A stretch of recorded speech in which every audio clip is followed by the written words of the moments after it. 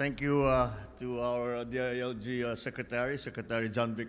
Please take your seat. Secretary John Vic Remulla, ULAP National President and Quirino Governor Doc Secua, the honorable local government officials who are with us here today, awardees of the 2025 Subaybayani Awards, distinguished guests, ladies and gentlemen, good afternoon.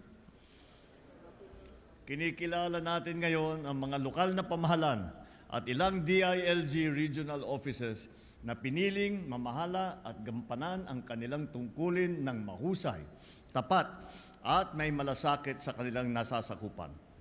Napatunayan nila ito sa paghikayat sa mamamayan na makilahok sa mga proyekto ng kanilang bayan, lungsod o probinsya, at sa pagsubaybay sa mga lokal na infrastruktura na pinondohan ng taong bayan. Kaya naman, sa pagkilala natin sa mga LGU at DILG na regional offices na binigyan natin ng parangal sa Subaybayani Awards ngayong taon, pinatitibay natin na maging likas sa atin ang malinis, bukas at tapat na pamamahala. Dahil sa maayos na pagsusunod sa mga plano, ipinamalas ninyo ang husay sa paghahatid ng maayos at dekalidad na infrastruktura, mapasimpleng multipurpose building man o malawakang provincial road. Ipinakita ninyo na kapag may datos, may basihan, kapag may proseso, may direksyon. At kapag may resulta, may tiwala naman ang taong bayan sa atin. Tandaan natin na ang mamamayang Pilipino ay nagmamasid at may karapatang pumuna. At tayong mga nasa gobyerno, ang tagapanday at tagahatid ng tunay at maaasahan na serbisyo. Noong Lunes lamang, inilunsad natin ang DPWH Transparency Portal. Layo nitong masiguro na ang mga infrastruktura ay nakikita, nasusuri, nababantayan at napapakinabangan. Dito masusundan ng taong bayan ang bawat hakbang ng mga proyekto ng pamahalaan.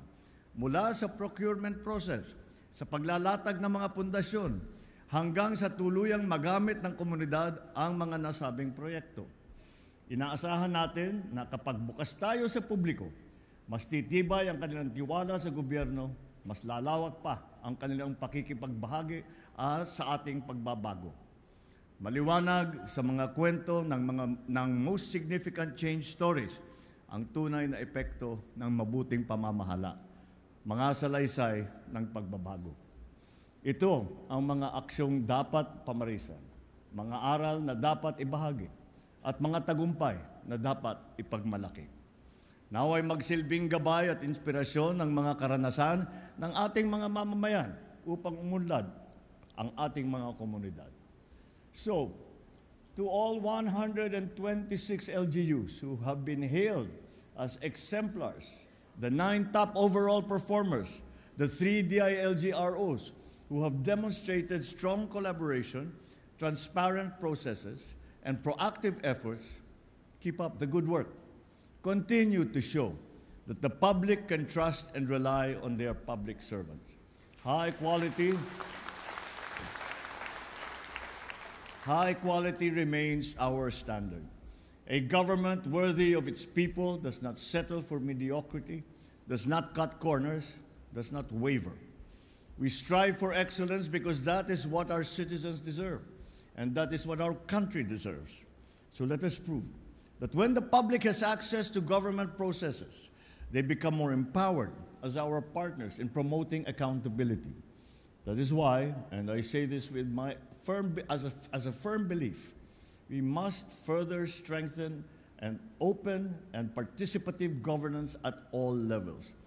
I thank our partners from the Manila Water Company for your steadfast support in the government's efforts in participatory governance, citizen engagement, and evidence-based monitoring. Kasama sa tagumpay ng anumang proyekto ng gobyerno, ang mga lingkod bayan na araw-araw ay nag-aalay ng kanilang oras at talino ng tapat at buong puso. Kaya po, ang magandang halimbawa na matatag pa rin ang puso ng serbisyo publika sa ating bansa. Mga kababayan, ang bagong Pilipinas ay hindi itinatayo ng isang leader lamang, hindi tinatayo ng isang sektor o isang institusyon lamang.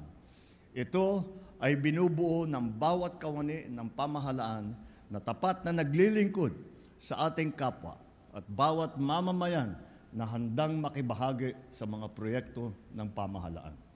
So once again, congratulations to all our awardees. Mabuhay ang ating mga subaybayani. Mabuhay ang bagong Pilipinas. Maraming salamat po.